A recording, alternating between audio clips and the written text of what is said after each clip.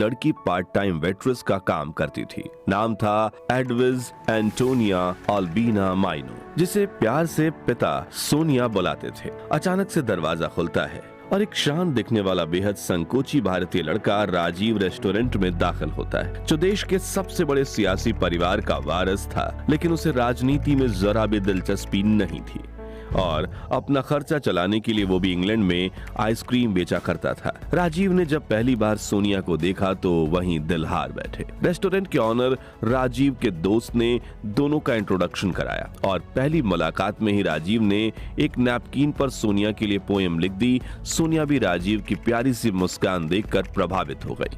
धीरे धीरे बातें हुई, मुलाकातें बढ़ी। कैफेटेरिया में कॉफी, बारिश में पैदल चलना, पार्क में घंटों बैठकर हंसना मुस्कुराना, और दोनों को महसूस हुआ कि यह सिर्फ दोस्ती नहीं। मगर उस वक्त सोनिया को यह पता नहीं था कि चॉकलेट आइसक्रीम बांटने वाला यह लड़का भारत के पहले प्रधानमंत्री जवाहरलाल नेहरू का नाती है। और जब एक रात राजीव ने सोनिया का हाथ थामकर प्रपोज किया, तभी पहली बार उन्होंने सच बताया, मैं एक आम लड़का नहीं हूँ, मेरी जिंदगी, मेरा परिवार सब अलग है। और यहीं से ये प्रेम कहानी इश्क और राजनीति के बीच फंस गई। सोनिया के पिता को यह रिश्ता बिल्कुल मंजूर नहीं था, लेकिन फिर कैसे ये इटालियन कैथोलिक लड़की बनी भारत के सबसे बड़े राजनीतिक परिवार की बहू। कैसी थी राजीव और सोनिया गांधी की फिल्मी प्रेम कहानी, और जिस लड़की की हिंदी बोली के मजाक बनाई गई, उसे आगे चलकर वही सोनिया गांधी भारत की सबसे ताकतवर पॉलिटिकल किंग मेकर कैसे बन गई, और इतिहास सोनिया गांधी को किस रूप में याद रखेगा, जानेंगे राजीव और सोनिया की इस फिल्मी इश्क सियासत की कहानी में।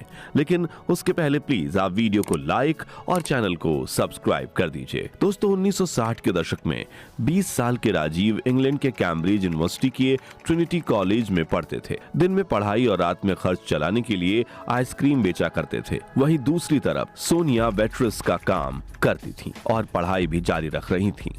दोस्तों के साथ कुछ मुलाकातों के बाद शर्मीले राजीव पहली बार सोनिया को अकेले डिनर पर ले गए। रेस्तरां के एक कोने में बैठकर वो बस बातें करते रहे, हंसते रहे और फिर डांस किया। कम लोग जानते हैं कि सोनिया बचपन में एक कमाल की डांसर रही हैं। कई डांस कंपटीशन उन्होंने जीते थे।